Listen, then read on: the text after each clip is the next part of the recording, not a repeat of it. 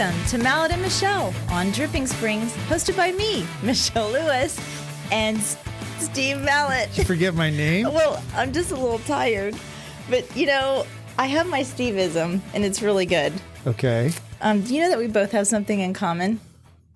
I think we have a lot of stuff in common. Well, like the biggest thing, neither of us know what I'm ever going to say. Well, that's the truth. Yeah, 100%. And Michelle Lewis, who is the person that people that are scared of me call when they have to give me bad news. Little do they know I'm the scary one. That's true. What is it? I've never, until you started work for me, nobody ever told me that some people find me scary or intimidating. I'm just honest. Well, yeah. Why? I don't understand that though. I'm a teddy bear. Like an angry teddy bear. Angry teddy bear. I would say I'll have to agree. I can be intense. You are. That's it. You're very intense, but you're very analytical, and that's the other thing that I see. You're very by the book, by the numbers. That, and the other. I've never done anything in my life that I wanted to do. Okay. Everything I've ever taken on, I want to excel at it. You are your biggest competitor. That's true. I push myself harder than anybody can push me. Yeah. But I can push you probably just a little bit. You can push my buttons is what you can do. So the reason you're tired, you just got back from a week in Hawaii. Hawaii. Yes, I did. Which cracks me up. You go away on vacation to rest and relax, and you come back and you're just like, ugh. Well, it's the 5-hour time difference. It kills you. So I was getting up at 3 a.m., which would be 8. You had already been up 14 hours. Yeah, yeah, that's true. So it was really hard. But you know what? While I was on the plane, I was reading this book, and it's called The People You Meet on Vacation. Oh. It's by Emily Henry, and it's a great little summer read. Loved it, and I'm like about halfway through it. But it made me start thinking about kind of the people and the adventures that you've been on with perfect strangers that you'll never kind of run across again. And you always say, oh, we'll keep in touch. And you kind of never do. But have you ever met, like when you and Holly are out, like if y'all met runners, something like that? Oh, yeah. We meet people. I've actually done a lot of long distance races, and you'll get hooked up with somebody, like a 50 miler I did in Houston. Got hooked up with this woman at like mile 30, and we ran together like 15 miles, and we talked about our kids and where she grew up, and then at the end of the race we exchanged email addresses, and I never talked to her again. Ever. Yeah. One of the most interesting people that I ever met, and I can talk to a tree, that I met was Mike Reno in the hot tub in Vegas at the Hard Rock Hotel. He's the lead singer of Loverboy. I've only heard this story like 12 times. It's the best story ever. It's the best story. It's a good story. It is the best story. You want me to tell it? Yeah, go ahead. Okay. So we're sitting in the hot tub, and there's another couple there, and Todd is talking to this gentleman, and the couple ends up leaving. I was talking to them, and so I scooch over and sit with Todd, and they're talking real estate of all things. It's kind of strange. And there's this music playing over the Hard Rock speakers, and I just, me, I sing at everything. And he goes, oh, do you know this song? And I was like, oh, yeah. And I would sing it. And he goes, oh, do you know this song? And I said, oh, yeah, I know that song. And Todd goes, oh, Michelle could sing anybody under the table. Doesn't matter if she can sing or not. She'll sing anything, right? And he goes, well, finish this song. And he started singing Almost Paradise, and I finished it. And he goes, oh, you want to get on stage with me tomorrow and sing? And I said, like what, karaoke? And he goes, no. He goes, I'm the lead singer of Loverboy. My name is Mike Reno. And of course, I had like these ridiculous drinks. I could see your response. No, you're not. Well, like in Vegas, they give you these drinks that are like 4 feet tall. So nobody can look cool drinking those drinks. Well, I looked cool, and I had maybe 2 of them. And I looked at him and I said, you look like you ate Mike Reno from Lover. Because he didn't look anything like Mike Reno looked like in the 80s. And he looks over at Todd, and Todd just kind of shrugged his shoulders. Yep. And so I was up on stage with him and Collective Soul and Night Ranger and Jenny I hung out with Jenny McCarthy all night. What, did you just dance up on stage? I played the tambourine. Damn it. Oh my gosh, look at you. I went on tour with Loverboy. If anybody can find a YouTube video of that out there, please send it to us. There actually is a YouTube video of it. There actually is. But this past vacation in Hawaii, we met this lovely couple, Chris and Bernadette. They're from Boston. One is retired military. One is she's about to retire.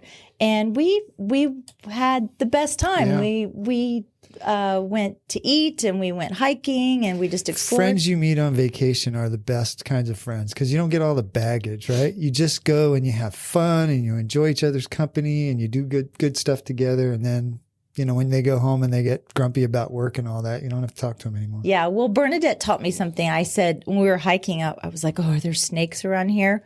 And she said, no, there aren't any native snakes here. They're only in the zoo. And I guess what is the word? Indigenous? Is that the word? I think so. Okay. She said there aren't any. She lived there in Hawaii for a while, but I could hike in Hawaii. Yeah, with your open-toe, actually flip-flops. I had flip-flops on. Cracked me up. Yeah. You know nothing about wearing proper footwear when you're out hiking. I know nothing about hiking. Did you hear, I don't think you heard, it happened, I think, when you were gone, about Mike Coble and what happened to him? No. Remember, he was our first podcast guest, episode 1. Mm-hmm. He got stung in his garage by one of those big red wasps. Those like 1.5 long red wasps. They have like a tail or something. Yeah. Ooh. He got stung on the back of the neck. And he was standing in his garage and he was kind of, it hurt. And then his hands started going numb. And so he's like, I better go sit down. So he goes in the house and he's walking towards the bathroom and he just passes out. Boom. Hits the ground. Oh no. Was Carrie there? No, he was home by himself. Oh no. Yeah.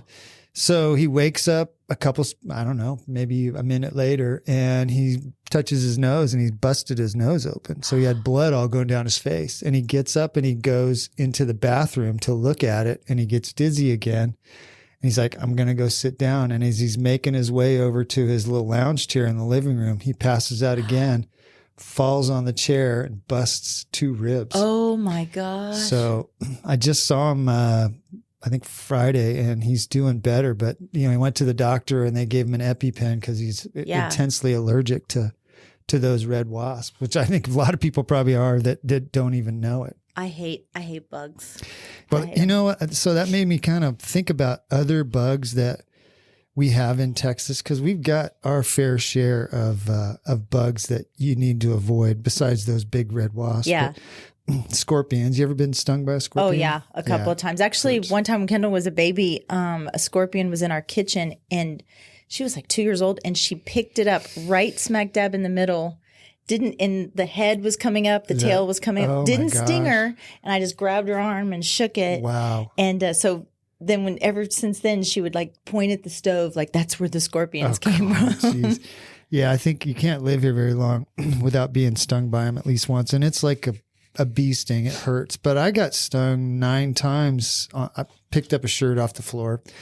Classic California move, right? Move here, leave your shirt on the floor, pick it up, put it on. And I put it on and I went and sat in the chair in my office. And when I sat down, there was a scorpion inside it.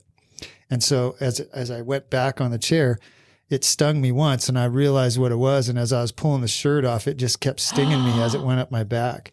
And my whole mouth went numb for like 3 days. Oh, goodness. Yeah. But so that could be an advantage to me if your mouth went numb. Yeah. I remember telling Chuck that story about me being stung. My mouth was still numb and he looked at me like, you're an idiot. You should probably go to the doctor. Anyway, what about those kissing bugs? You mentioned those a couple weeks ago. Yeah, I think a couple of years ago we were having some real issues. My friend Frances Ann Fosnick, her dog actually died from kissing bug, and it does something to their heart. It bites you, and then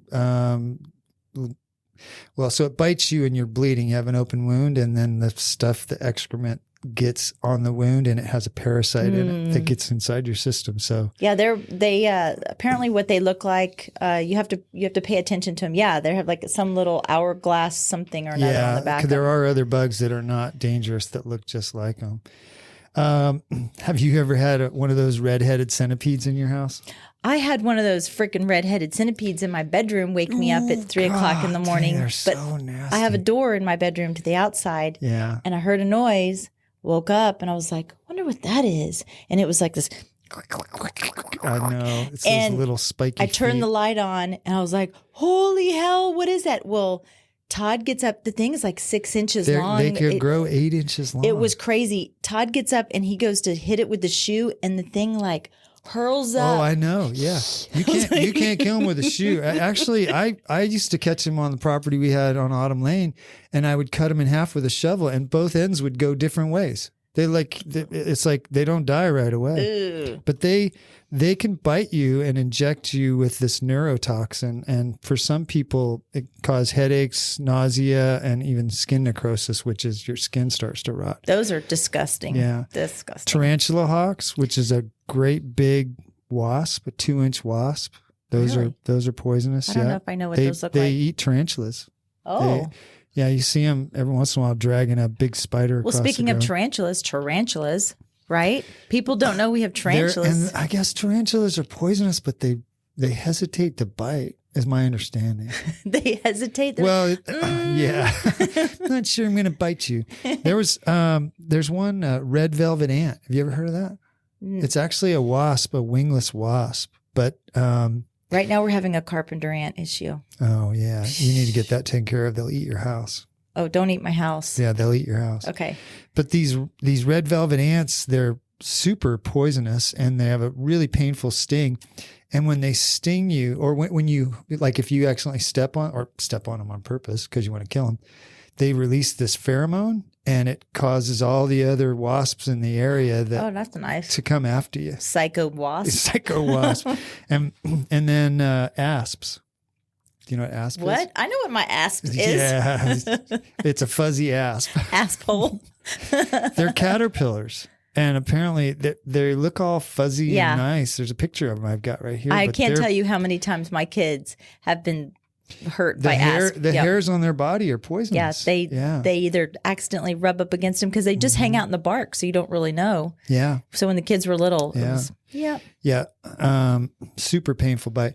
And then the last one was black widows. Oh, yeah. I got stung by a black widow. Did you really? Yep. In San Antonio when I was pregnant with Logan. So I had a friend in California that got stung by one and on his arm just above his elbow.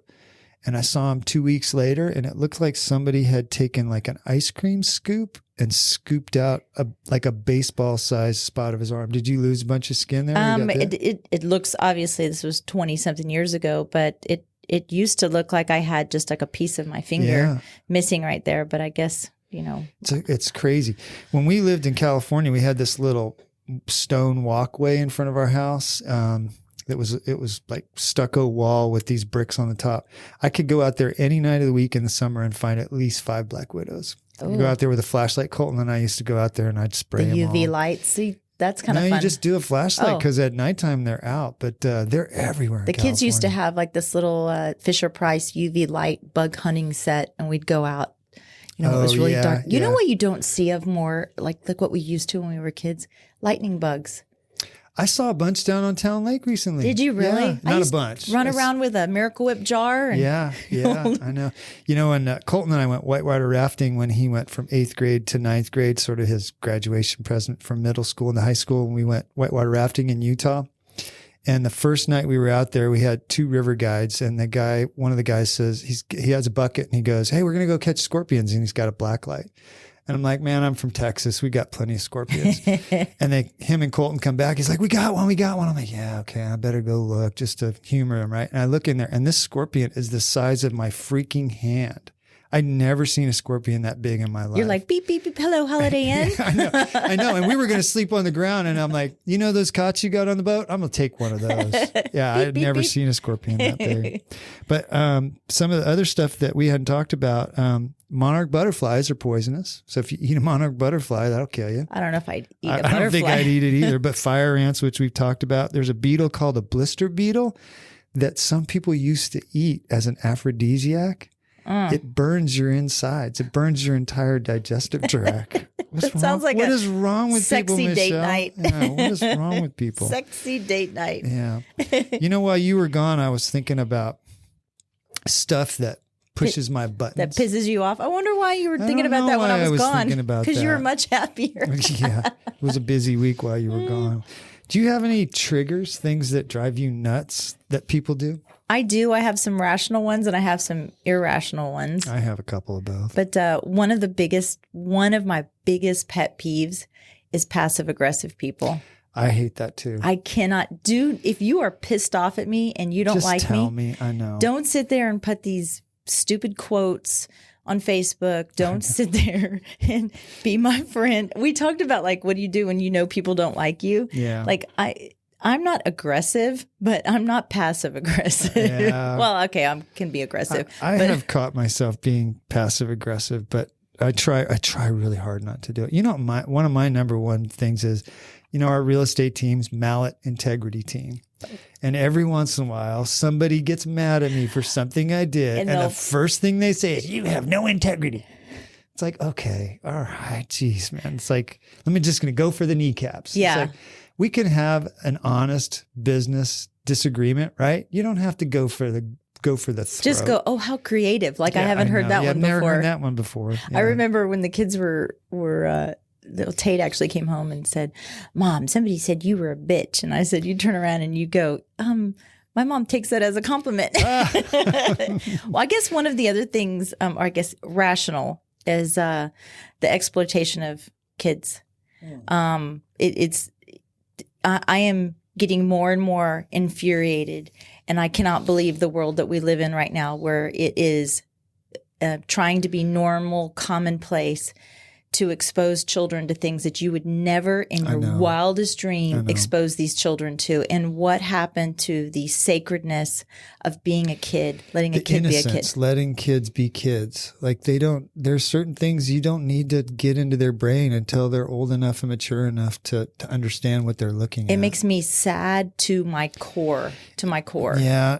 And you and I have talked about this before. I don't mind somebody on Facebook or Instagram posting cute pictures of their kids, how proud they are they got some award or something. I don't like when people post pictures of their kids on their real estate or their business page and sort of take advantage of their kids to grow their business. Yeah. That always bothers me. And I know it bothers you too. I told you the story about the cute little couple with a cute little 2-year-old sitting on the corner in Waikiki. They were on vacation and she's just butt ass naked. Yeah. And I was infuriated. Mm-hmm. And there's just a lot of undesirables that are around this baby. And you know what, as much as you want to say, oh, well, you know, the baby's a child, not other people have bad intentions. That's true. Bad intentions. But speaking of bad intentions, bad manners. Oh, is that one of your triggers? It is. Bad burping, like if you're burping, if you're farting, if you're cutting in front of people. It's like, I don't want to, that is so... and you know that's only like the last 15 years or something. People used to be a lot more, they used to teach in school how to proper introductions and how to have conversations and how to be polite. You're very good at this. And I've taught all of my boys this too. And chivalry. Whenever you always open the door for me, any female that walks in, you're like, no, Cedric. You know what's funny about that? I have had women yell at me for not. My husband has too. Yeah, I'll open the door. I could open that door by myself. I'm like, it's okay. You know what? I'd do it for your husband too. Do you do this if you open the door and they don't say anything? You're like, thank you. I go, I say you're welcome.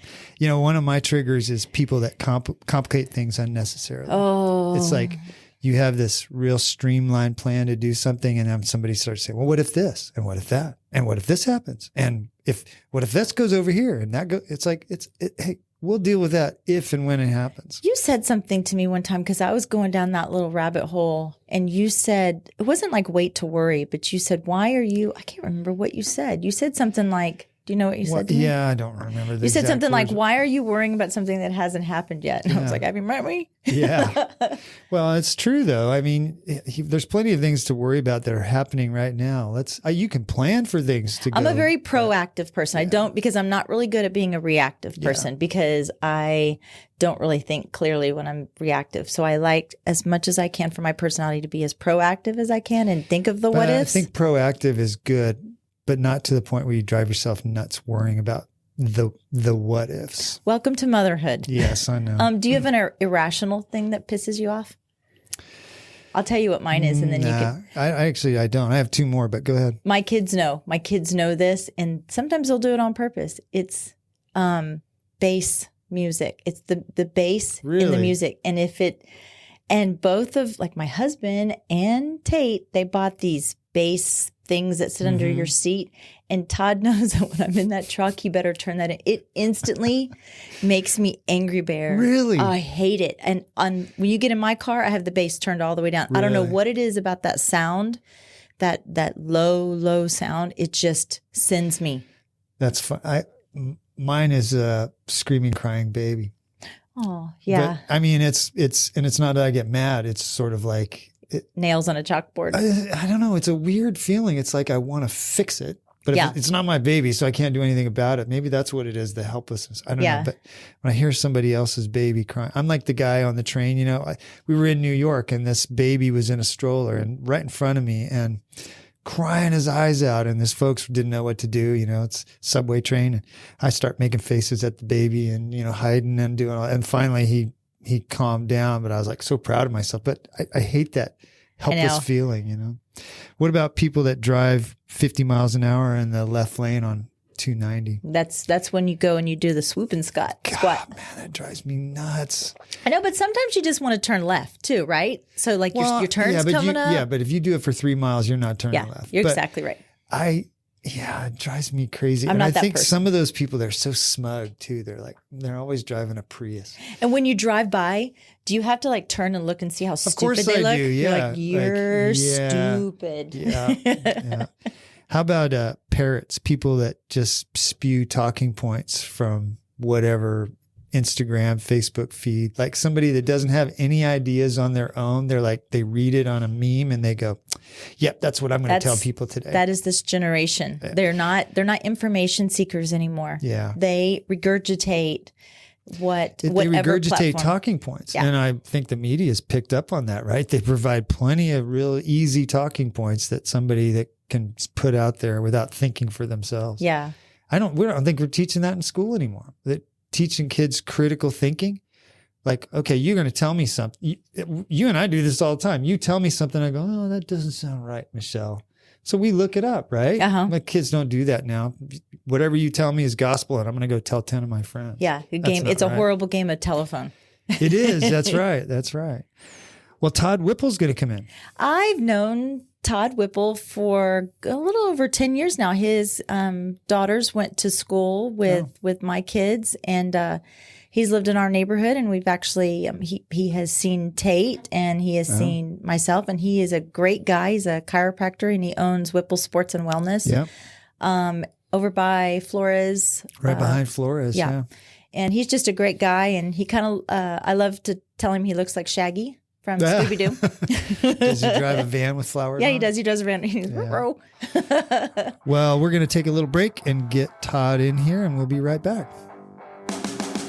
This show is brought to you in part by the Mallett Integrity Team, serving Dripping Springs, Austin, and the surrounding areas of Central Texas since 2004. When you need the best real estate advice and service, give them a call at 512-829-2062 or email them at mallettintegrityteam.com. Well, welcome back. We're here with Todd Whipple from Whipple Sports and Wellness. Yes. Welcome to the show. Thank you. Thank you. Good to be here. Yeah. How long have you been in dripping? Well, so I moved out to Drip in 2009, and I had a practice in Austin starting in 2000. And I just decided a couple years after being out here that it was just a great kind of ripe place for a chiropractic office. And I started a little satellite office initially, not knowing where it was going to go. Yeah. And within a couple years, it was going pretty well. And then probably, I think 5 to 7 years into that was when I decided, like, I can't do both. So I ended up kind of having somebody run my Austin practice. And then, so I've been doing this full time since 2017. Out here in Drip alone. Oh, okay. But started in 2011. Do you still have the office in Austin? I don't. Oh, okay. Yeah. Do you sell that off? Pretty much. Yeah. I mean, it would take longer than we have to explain it, but pretty much. Okay. Yeah. And where'd you grow up? So I grew up in Arizona. Ended up coming to Texas specifically for chiropractic school. That was in the late 90s. And pretty Where much. was that? Where was the school? Up in Dallas. Oh. Really good kind of sports minded school, a school that had more they taught more techniques than any other school. And I think like they kind of had the idea that, you know, we could teach you all these techniques and you can choose one and specialize. I kind of took all of them and used like the good parts of all of them. So my practice is kind of a little bit more diverse and, you know, holistic. I noticed that on your website. Yeah, you do. And I want to talk in detail about some of the stuff, some of the treatments that you offer. But I noticed that like a lot of people just do one thing, you know, and you do all of them there at the. How long did it take you to go to school for chiropractic? Yeah. So back in the 90s, you really only had to get into any med school or, you know, pre-med was 60 to 90 credits of pre-required classes. Some were, you know, high-level sciences, and then some were just humanities or whatever, some math and this and that. Now I think it's like you pretty much have to have your 4-year degree. And then chiropractic school, again, back then was 3 full years. Now it's like 3.5, but it's summers. It's, you know, year round. Yeah. Huh.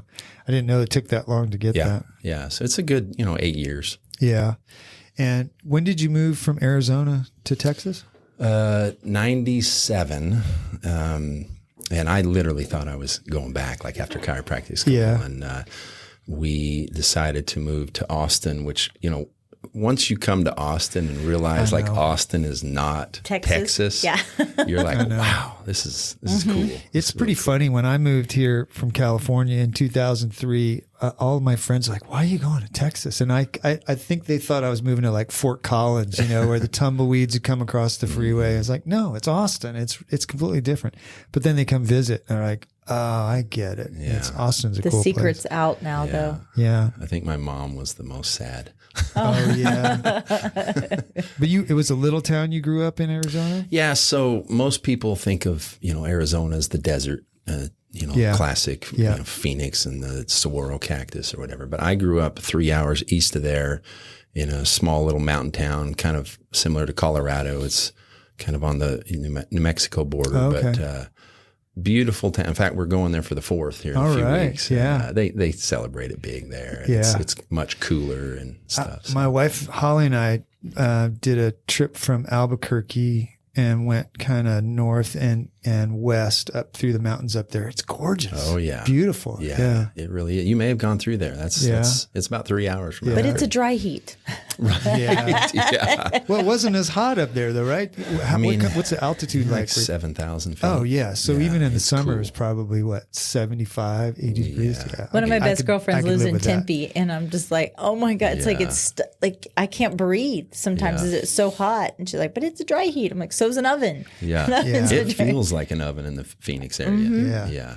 I always wonder, people coming across, 150 years ago in their little wagon train and they get to Phoenix and they're like, hey, this is a good place to stop. I'm like, you must have done that in December, right? Because in July, you're like, oh, this place sucks. Is awful. Yeah. Have you hiked Camelback Mountain? Yeah. I was like, it's not a mountain, it's a rock. Have you done it? Where's that? No, I've seen it in Phoenix, right? So you fly into Phoenix? Camelback, yeah. When you fly in, it's right there in visual. Okay. We're going in December because Tate graduates from the University of Arizona with his bachelor's degree. So we're going to go watch him walk across the stage and everything. But no, maybe I'll hike in flip-flops, Steve. Yeah. Todd, every place she goes, she wears flip-flops. Doesn't matter if we're going out on some big ranch, and we all got our snake boots on. She's out there in flip-flops. Oh my gosh. You can't help it. What made you want to get into chiropractic school? Yeah, good question.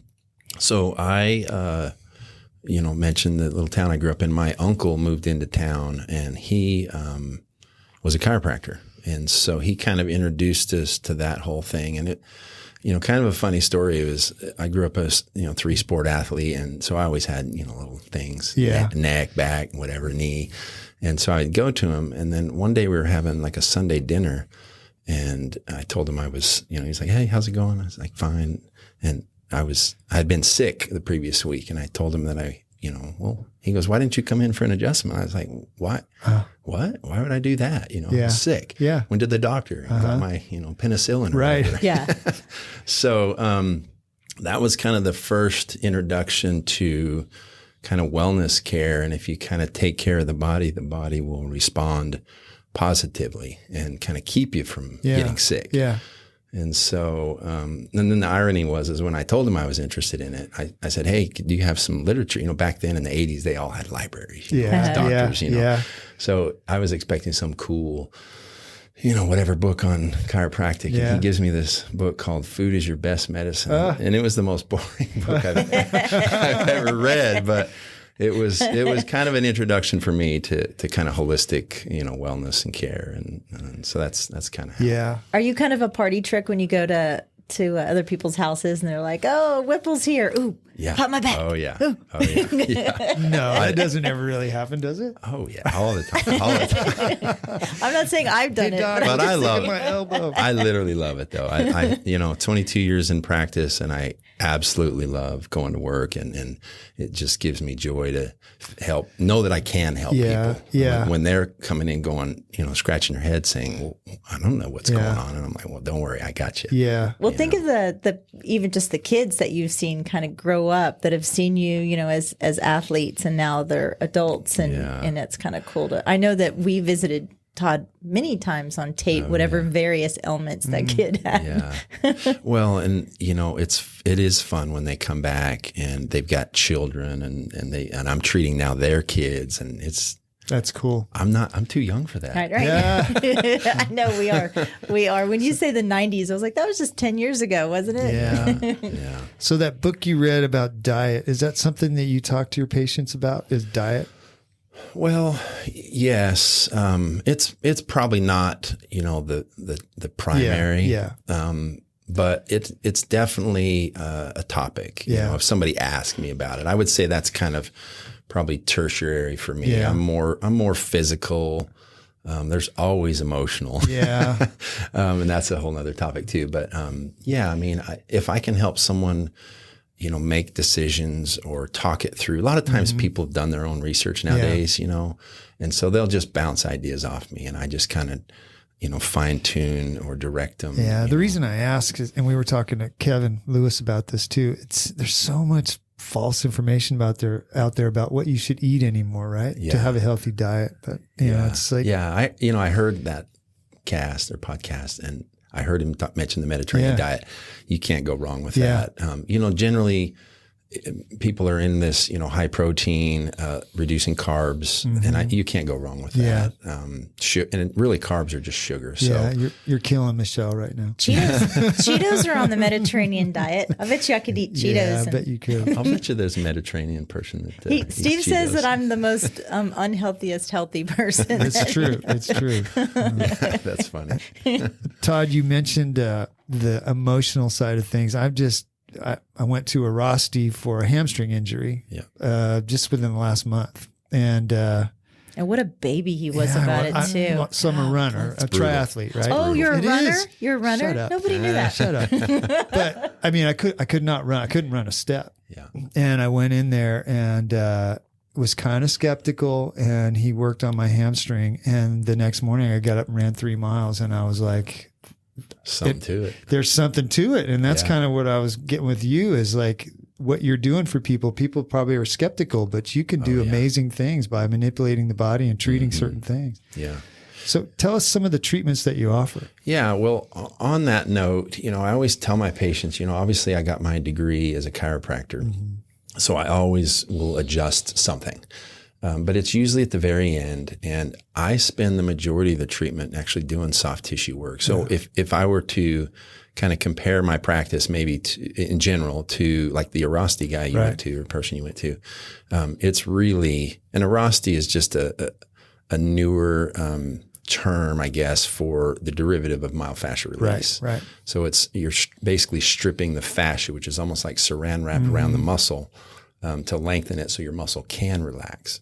And so I spend the majority of my sessions with people doing that. Okay. And so some of the techniques would just be, just good old fashioned thumbs and hands and elbows, where I'm, using my brute strength to kind of open those tissues up. But I also use things like percussive devices, and I've used those for all 22 years of practice. And now they're really kind of mainstream popular. TikTok. And they're great. With TikTok. Yeah. So get them, go for it.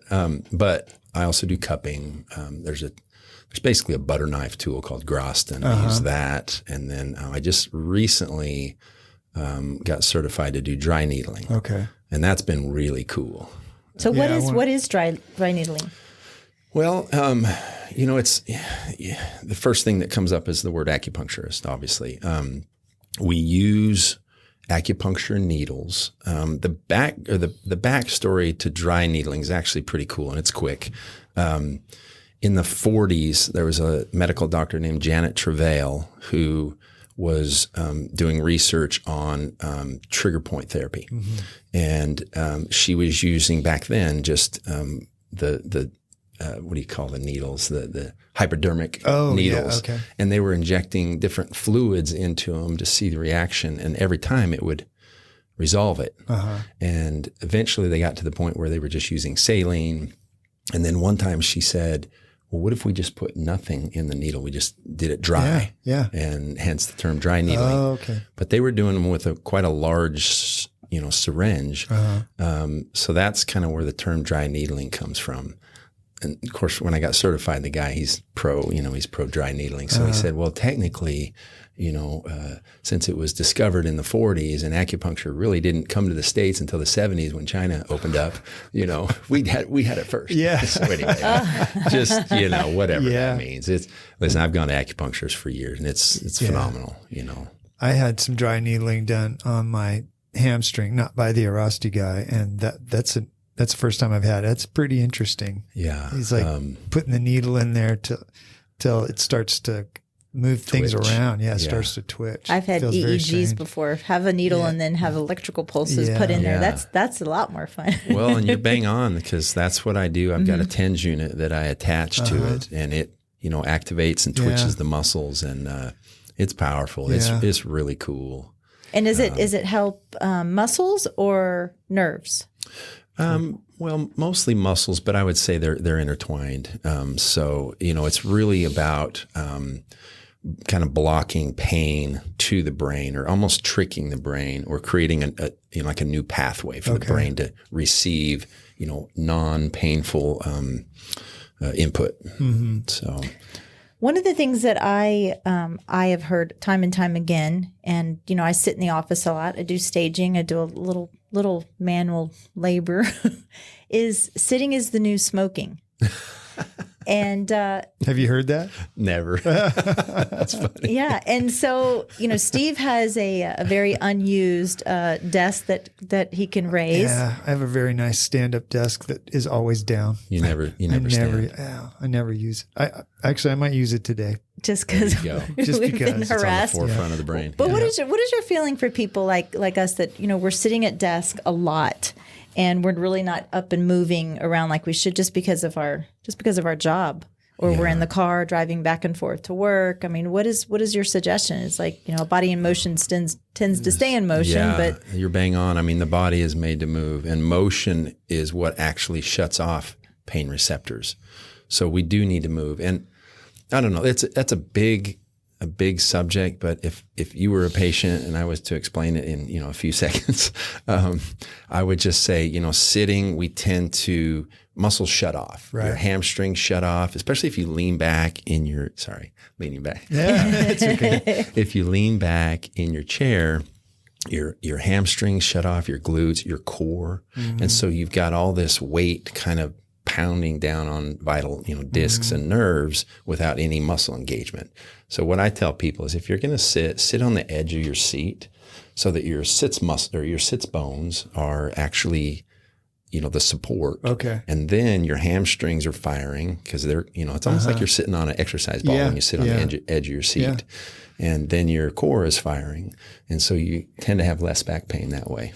Right. Well, and I think just getting up and moving once in a while makes a big difference too. Right? Yeah. Stretching, whatever. I always show people, I call them desk stretches, twisting, whatever.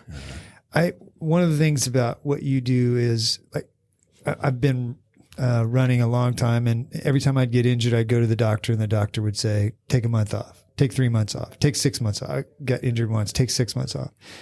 And it seems like what you do, you try and get people back out there as soon as possible. It's almost like the opposite. We want to get you moving again, because that creates and promotes recovery, right? Yeah. It's funny. I see a lot of the kids that compete and play at the dripping school districts, and they don't even want to tell their coach they're hurt because they, it's so competitive. So they come to my office, and I rarely say you need to take a week off. I mean, I'm just like, look, we got the playoffs this weekend. Yeah. We're going to, patch you up, and you're going to feel it. But if we can get more function out of your body, a lot of times I'll optimize the other side that's uninjured, that's often compensated or extra tight to kind of help the injured leg or whatever. In the meantime, and we'll do some K taping as well. I do a lot of the kinesio taping in my office, and that. Do you know what that is? Oh yeah, I had that done on with my neck and my shoulders, but mine's more. It's very unfixable. Quick to your neck is unfixable. I'm unfixable. Oh, I like a challenge. So when somebody comes in to see you and they have maybe an injury, you said you always do some chiropractic on them? You always, and when you say that, what does that mean? Well, so first of all, we're going to sit down and discuss their complaint. I'm going to find out kind of what they've done, what makes it better, what makes it worse, if they've had some treatments, or maybe they've had x-rays or even an orthopedic evaluation. I love it when they come in and they've done all that, because then I don't have to worry or wonder any underlying conditions that might be there. So I can just go to town and go to work on them. So again, I'll figure out the area of complaint, and then I'm going to kind of jump into that soft tissue stuff that I mentioned, and I might use one of many tools that we talked about. And then the adjustment part, again, being typically the last thing that I do. And then we'll talk about, home exercises and stretches to kind of rehab it, and what they can do or take, or, ways to just kind of alleviate, whether it's ice or rest or whatever. It's a mix of chiropractic, PT. And the adjustment part is the infamous crack. And what is the crack? What is that we're hearing? I like that. That's a good, in the 90s, back to the 90s. Actually, in the 80s, they chiropractors fought for the right to have exclusive, the ability to do chiropractic and manipulation. And so they termed the word subluxation. And those doctors did not like the word crack or pop. Oh, really? I don't care. Us newer doctors, we call it what you want, is what I say. I don't care. But, so the crack is actually gas being forced out of the joint. And most every joint will pop. Everybody pops their fingers, right? So that's just gas being released out of the joint capsule. It's been a while since I've said it, but I think it's nitrogen and carbon dioxide. Yes. So that doesn't really have anything to do with what it's sort of just a side effect. It's a byproduct. Of what you do. Byproduct, yeah. Okay. My mother used to tell me that if I kept popping my fingers, I would get arthritis in my fingers. But that's like old wise tale, right? I mean, or is it? Yeah. So too much cracking definitely creates like ligament laxity. And so when the ligaments are loose, they're not supporting the joint, whether it be in your fingers or your spine. A lot of teenagers especially want to pop their neck like 10 times a day. And I usually tell them, hey, if you like an adult, you get up once in the morning, you crack your own neck, you're not going to break your neck. Yeah. We're a lot tougher than that. Yeah. But it's when you're doing it multiple times that creates that laxity and that instability where the body wants to naturally throw scar tissue into those areas or bone in the form of bone spurs. And that's when you get arthritis. So really it's like anything, the golden rule of just moderation in all things. So it is true. That's why I had a bone spur in my neck. That's why I had to have my neck fused. So Note to self, kids. Yeah. Yep. Don't over do crack. Yeah. Don't do crack. What about Crack is whack. Yeah. What about cupping? I go to swim meets sometimes and I see these kids and they cut those big bruises all over them from the cupping. What does that do? I've never had that done before. Have you? I've never had it done. Oh, it's awesome. Great example. I love to play It tennis. looks like hickeys. Yeah. It's, or alien abduction. Yeah. You know? like a octopus got you. Yes. So kind of, we mentioned myofascial release, which is like saran wrap around the muscle. Well, it's actually, fascia is the toughest tissue in the body. It'll uphold like, I think 2,000 pounds of pressure versus like a bone will crack before it can handle that, whereas fascia can. So it takes a lot of force to move the fascia and get the muscle to relax. So cupping is just an extreme way of, moving that fascia quickly. So it's basically stretching the tissue. It generally just sucks, the fascia up into the cup. When you apply cups, you see like half the cup is full of, muscle tissue. Oh yeah. Wow. And then, there's a term I like to use with my patients where I say the redder the better. So when we pull those cups off, if it's like bright red and or, like purple, we know we've really, I always say, well, you weren't lying. How do you Look, Steve. I pulled up some pictures. How do you create the suction? Yeah. So see on the far right picture there with the little gun. Okay. Yeah. It's like a little vacuum tube. In the olden days, pre-plastic and all that. They would heat it, right? Yeah. They put a little cotton ball with some alcohol and they put fire in there and it creates a vacuum effect and it naturally just, sucks. That looks that looks very painful. Look at the one up above that. Oh, that looks like blisters. Yeah. That looks, I don't recommend doing this on a date. And speaking of holistic, I have a patient that, she's, I believe Chinese. And anyway, she said her mom cupped them kind of how my uncle, was like, hey, come in for an adjustment. If you got a cold, she would cup them when they were ill, but she said that they would cup her mom would cup her whole body, just like the picture we see there. And I've never seen that before. I didn't even know that was possible. It's gotta hurt, right? It's pretty intense. Yeah. Some more tolerable than others. When I was a kid, one time when I was sick, I had the flu really bad, and my mom took me to this Mexican healer, and she laid me on her kitchen table and rolled eggs on me. So this looks actually, my life wasn't so bad. There's a picture of Michael Phelps with cupping marks all on his shoulders. And Dwayne the Rock Johnson. Oh yeah. So I was going to say, like his are all along his spine. The last time I got cupped, I went out and played tennis. And, at 50, you're always kind of twisting and stretching to kind of get those out. And it usually takes me like a full set before I'm warm, just like you going out running. It takes me 3 miles to warm up now. Yeah. And so when I got cupped, I literally hit the court like a 25-year-old. I did not feel any resistance in my back at all. So it's powerful. Maybe you should try it before a marathon. Actually, I might come see you before. We're doing Mount Hood in July, which is a 42-mile trail around the base of Mount Hood. So I might come see you before that. Maybe I'll see it when I have a good day shopping at the Domain. My legs get really tired. Shoulders from carrying all those bags. So, I wanted to ask about your kiddos. How are they all doing? They're good. They're all in their 20s now. I can't believe that. Yeah. Our kids were young when Did we they first all met. graduate from dripping?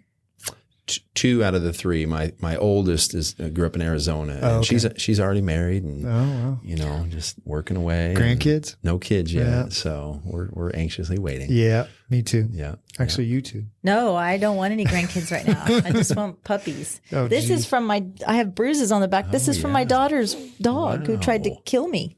Gosh. So it wouldn't let me get out of the pool. Yeah, no, thank you. So no, grandpuppies are fine right now. Yeah, Grandpuppies. Right. Todd, what's your favorite part about what you do?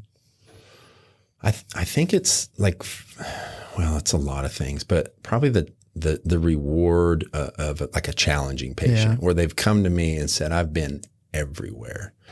So I'm hoping you can help me. And whether it's me or whether it's just the right time that their body was ready to heal, I don't know. But I love when I, put 2 and 2 together. We found a guy who was having these reactions where his joints were aching. And I basically put two and two together and found out he was allergic to anesthesia. Oh my gosh. Because it was ever since he went under to have a surgical procedure. So we did some cleansing and some detoxing on him and went right away. And he'd been living with it for 6+ months. Oh, wow. What's cleansing and detoxing? What does that mean? It's just ways to eliminate waste out of the body, whether it's, approaching the liver, the kidneys, or your intestines. Did you do that through manipulation or no, that nutrition. Nutrition. Yeah, okay. Vitamins and herbs. Okay. I use a couple different main products that are sold at the pharmacies around here, and really good stuff.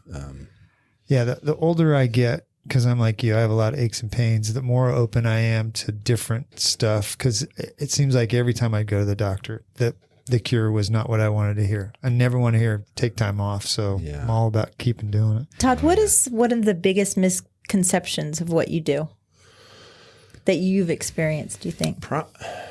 Probably just like the age-old one about chiropractic, which is that we're quacks, and then that, people just don't think to come to us because it's quackery or whatever. And that's just not, you even talked to like Dr. Lewis, that was on the show recently. I mean, he and I refer a lot of patients back and forth. We're very integrated. And even insurance now are covering your services, and it's becoming more mainstream. Yeah. I think people are just shocked when they come in because like their wife made them. Oh, or yeah. they're, I had a new patient this morning and his daughter called in for him.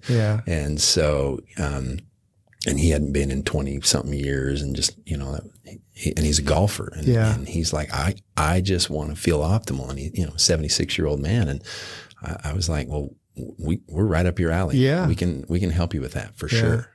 One of the things that I hear is a lot of chiropractors want to get people on this 24 visits, 36 visits. Do you do that I do not. Yeah.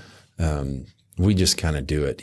My typical saying is, hey, give me a couple visits, maybe 3, and we'll have you purring. Yeah. They don't have you locked into anything where it's like all of a sudden you're like, how the hell do I get out of this? Yeah. And it's like, I feel better. I've looked better. Yeah. You're more about the end result of getting your patient out the door to feeling better. And that's a great approach. I just think it's practicing medicine or, whatever, practicing health the way it should be, which is each patient is treated uniquely individual. I had somebody come in a week ago that was like, I went somewhere and I had to choose, between which $5,000 plan I wanted to sign up for. And I was just like, oh, sorry. Yeah. It seems I think that's where you get where chiropractic gets the bad image and stuff like that. Just the marketing aspect of the chiropractic. It's like instead of treating the patient, you're all treating. All of a sudden, it starts to feel like you look like a bank account for the chiropractor. Okay, let's get some money out of you. Absolutely. I want to ask you.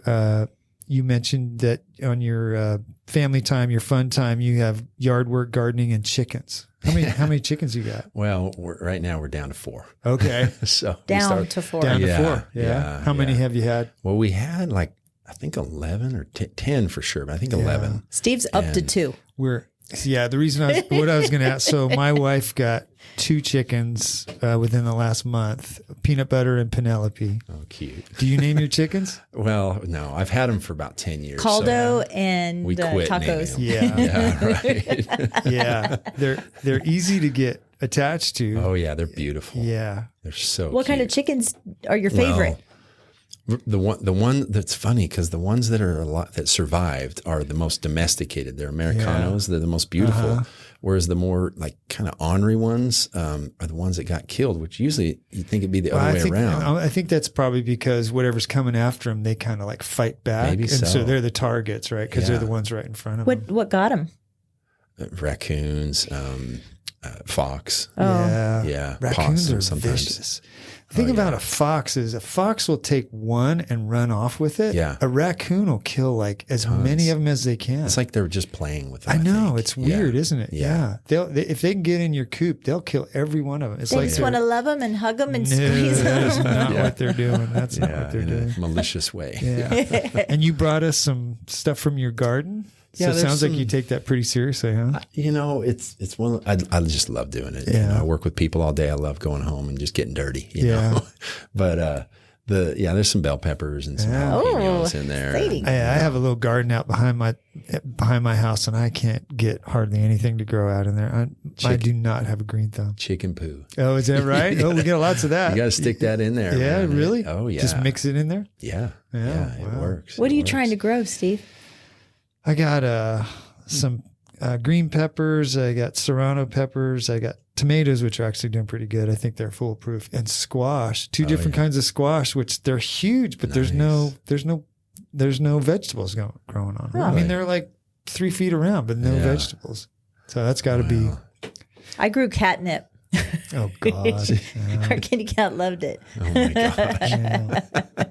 Where can we find you? Where are you? So it says you have one location. I do. Yeah. And by Flores. Yeah. You literally pull into the Flores parking lot, and I'm the first building on the right. How often do you eat at Flores?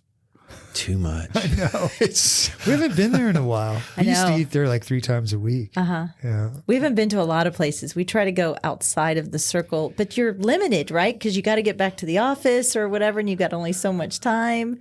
Yeah. So we need some new dangerous restaurants in this town. Food's awesome. I swore I'd never eat there. Have you been to Freebirds yet? Yeah. Yeah, I think Steve's been like I've been 7 there, times. 3 times. Yeah. That's my favorite. Let's go for lunch there today. Yeah, we should. Todd, how do you grow your business? Is it all word of mouth? Do you do anything on social media or anything like that? Well, I do have some social media stuff that I try to post stuff on, but it's pretty much word of mouth. Yeah.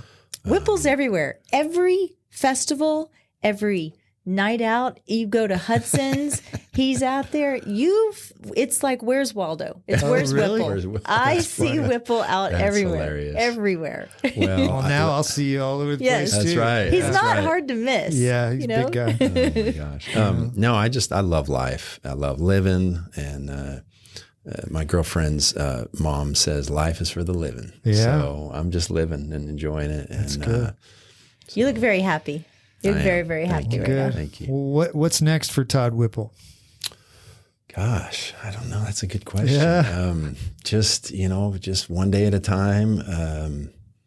And again, enjoying life. Yeah. And I should say, for my practice, I brought on a new doctor who's actually been around. He ran my office in Westlake for a couple of years, Dr. Sean Tipton. And he and I have been working together a little over 2 months. And he's allowing my practice to grow. I'm at the point where I'm fine and content with where I'm at. But yet, as we all know, dripping is exploding. Yeah. And so I wanted to be able to capture that without feeling, that it's tied up, tough on my body or stressful or whatever. So I brought him in. And so we've expanded the hours. As far as me goes, I'm all about fitness. I don't run like you, but you play tennis. I play a lot of tennis. I love my Peloton. Oh yeah. I'm in the mode of just doing whatever I can do as long as I can. Right? You're just grateful you wake up in the mornings That's nowadays. true. On the right side of the dirt. I mean, But it's like if I can't swim, then I'll run more and ride my bike more. And if I can't ride my bike, then I'll swim more. It's like whatever I can do, I'm going to do that. yeah. Yeah. Well, and that's a good thing. I mean, to cross train and, give your muscles a break from one thing to another. I'm always, jumping around and switching things. If I can't do one thing, I'll find something else fun to do that's active. Right. Right. When you play tennis, you play like 6 sets or 3 sets? Typically, 2 for sure. Yeah. And then sometimes 3, up to a couple hours. Yeah. How do you feel the next day? Lately, pretty sore. Yeah. Wait till you get to be my age, man. And it's hot. It's getting hot outside. It actually cracks me up how sore I get. We did about a 16-mile run walk on Saturday where we went up the Hill of Life. You ever been on the Hill of Life? We did it 8 times. Whoa. Yeah. He's psychotic. Oh my God. But I run a lot. Have you ever done it, Michelle, the Hill of Life? Do I look like I would? I am the Hill of Life. But Wow, I was Steve, I was surprised how sore I was on Sunday. Just but it was a blast. My wife and I got out there at 5:00 in the morning before the sun came up and had a little thunderstorm came through. Hey, I did swim with the turtles last week. You did, okay, and yeah. it beat the crap out of me. So You got your triathlon. That's right. Turtles. That's and right. water. I did make fun of Steve while I was in Hawaii because he posted some picture of him, and I said something. It was like whatever running outfit you had. Do you call them outfits? Oh, I don't know. I did a triathlon downtown, and I had my tri-suit, and I had it unzipped down about here. She said, "What are you, like Burt Reynolds?" Gay Burt Reynolds. Gay Burt Reynolds. Well, because you're in the spandex. Yeah, exactly. Yeah, but everybody else around me was wearing the same thing. So. This is why I can't, because I would just laugh too much. So all at my expense. True. Yeah. Amen. But bump. Yeah. Well, Todd, thanks for coming in. We really appreciate the time you spent with us. Yeah. You're welcome. Thanks for having me, and I really appreciate it. My pleasure. I'm sure we'll see you around town. You got it. Oh, I will. Yeah. This show is brought to you in part by the Mallett Integrity Team, serving Dripping Springs, Austin, and the surrounding areas of Central Texas since 2004. When you need the best real estate advice and service, give them a call at 512-829-2062 or email them at mallettintegrityteam.com. Thanks for listening. If you have comments or feedback, please email us at mallettandmichelle@gmail.com.